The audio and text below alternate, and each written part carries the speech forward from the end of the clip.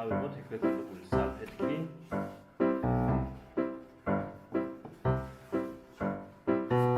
ეს არის ჩვეულებრივი, რომელსაც თითქმის ყველა გამოიყენებს სამზარეულოში. აი ეს. ამის შემდეგ გადავეცავთ.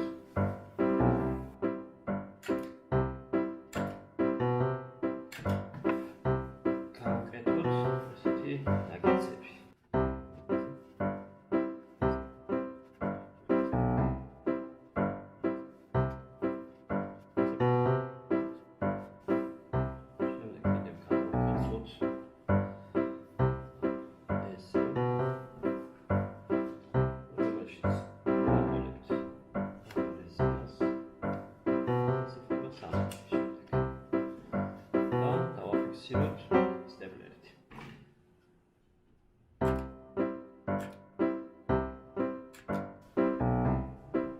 იგივეს ვაკეთებთ მეორე მხარესაც.